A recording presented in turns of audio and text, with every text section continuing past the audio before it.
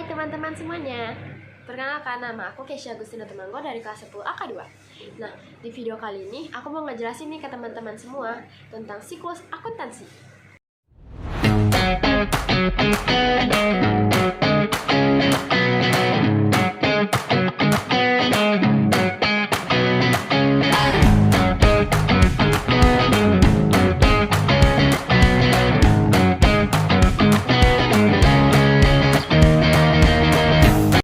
Teman-teman pasti udah gak asing dong sama siklus akuntansi, apalagi anak-anak akuntansi nih. Sebenarnya apa sih itu siklus akuntansi? Siklus akuntansi adalah proses yang dilakukan oleh perusahaan untuk mencatat, mengklasifikasikan, dan juga melaporkan transaksi keuangan mereka dalam periode tertentu. Nah, di siklus akuntansi itu ada apa aja sih? Ada jurnal umum, buku besar, neraca saldo, jurnal penyesuaian, neraca lajur, laporan keuangan laba rugi, laporan keuangan perubahan modal, jurnal penutup, buku besar setelah penutupan, neraca saldo setelah penutupan, dan yang terakhir ada jurnal pembalik. Sini aku bantu jelasin satu persatu. Pertama, ada jurnal umum. Jurnal umum adalah formulir khusus berupa pendebitan dan pengkreditan yang digunakan oleh perusahaan untuk mencatat transaksi keuangan. Nah, tujuannya yaitu untuk mencatat semua transaksi keuangan dalam perusahaan. Kemudian bentuknya seperti ini. Nah, ada akun apa aja sih yang muncul dalam jurnal umum? Ada akun aktiva, utang, modal, juga pendapatan. Nah, kemudian ada buku besar. Pengertian buku besar yaitu kumpulan akun-akun yang digunakan untuk mencatat dan mengelompokkan transaksi sejenis secara historis dari jurnal yang telah dibuat sebelumnya. Nah, tujuannya apa sih? Untuk meringkas segala transaksi yang dicatat di jurnal umum. Akun-akun apa aja yang ada di buku besar? Yang pertama, ada akun aktiva, akun utang, modal, pendapatan, dan juga beban. Nah, ada 3 bentuk buku besar, yaitu bentuk stafel, kemudian ada bentuk skontro, dan juga yang terakhir ada bentuk T. Berikutnya ada neraca saldo. Neraca saldo adalah daftar yang memuat saldo dari buku besar untuk menguji kebenaran nominalnya. Tujuannya yaitu untuk menguji bahwa saldo debit dan kredit harus sama. Bentuknya seperti ini. Nah, akun apa aja sih yang ada di neraca saldo? Yang pertama ada akun aktiva, utang, modal, pendapatan, dan juga beban. Nah, selanjutnya ada jurnal penyesuaian. Jurnal penyesuaian adalah jurnal yang digunakan untuk mencatat perubahan saldo pada akun-akun tertentu untuk memperlihatkan saldo sebenarnya di akhir periode. Tujuannya apa sih? Untuk mengoreksi saldo pada akun-akun tertentu sehingga memperlihatkan saldo sebenarnya pada akhir periode. Akun apa aja yang ada di jurnal penyesuaian?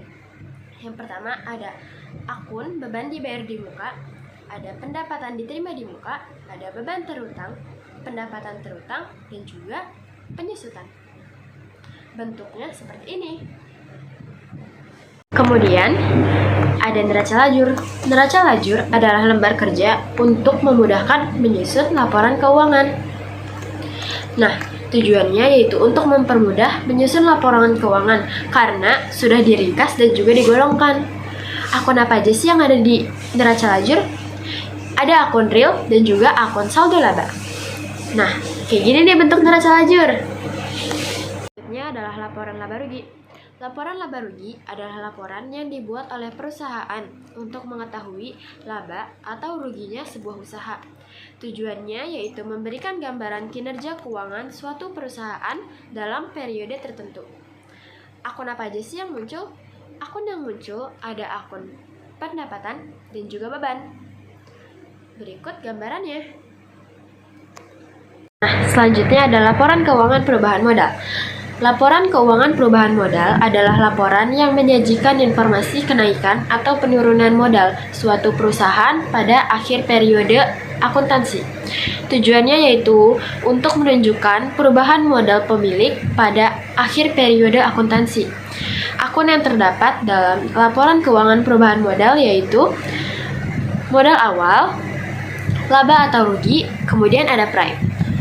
Berikut adalah bentuk laporan keuangan perubahan modal. Berikutnya ada jurnal penutup. Jurnal penutup adalah jurnal yang dibuat pada akhir periode untuk menutup semua akun nominal. Tujuannya yaitu untuk menutup semua akun yang berada pada perkiraan sementara sehingga saldonya menjadi 0. Akun-akun yang ada di jurnal penutup yaitu pendapatan ditutup ke ikhtisar laba rugi, beban ditutup ke ikhtisar laba rugi, ikhtisar laba rugi ditutup ke modal, prime ditutup ke modal. Nah, kayak gini nih gambarannya. Berikutnya ada buku besar setelah penutupan. Buku besar setelah penutupan yaitu buku besar yang menggambarkan saldo-saldo dari akun yang dibuatkan jurnal penutup dengan saldo 0. Tujuannya yaitu untuk menyediakan saldo awal untuk periode akuntansi berikutnya. Akun-akun yang terdapat dalam buku besar setelah penutupan yaitu akun aktiva, akun liabilitas, dan juga akun modal. Berikut adalah gambar buku besar setelah penutupan. Yang berikutnya ada neraca saldo setelah penutupan. Neraca saldo setelah penutupan yaitu laporan yang disusun setelah proses penutupan buku dalam akuntansi selesai dilakukan. Tujuannya yaitu untuk memverifikasi keseimbangan saldo sebelum memulai ke periode akuntansi baru. Akun-akun yang terdapat dalam neraca saldo setelah penutupan yaitu akun aktiva, liabilitas, dan juga akun modal. Seperti ini nih gambaran neraca saldo setelah penutupan. Yang terakhir ada jurnal pembalik. Jurnal pembalik adalah jurnal yang dibuat pada awal periode untuk membalik pencatatan jurnal penyesuaian. Tujuannya yaitu memudahkan pencatatan transaksi rutin di awal periode. Akun-akun yang muncul dalam jurnal pembalik yaitu beban yang masih harus dibayar, pendapatan yang masih harus diterima, beban dibayar di muka yang dicatat sebagai beban. Nah, bentuk jurnal pembalik seperti ini nih. Nggak terasa kita udah di akhir video. Mungkin segitu aja penjelasan siklus akuntansi dari aku. Semoga penjelasan yang aku berikan untuk teman-teman semua bisa dipahami dengan mudah dan juga bisa bermanfaat untuk kita semua. Sekian video dari aku. Kurang lebihnya mohon maaf. Wassalamualaikum warahmatullahi wabarakatuh. Dadah.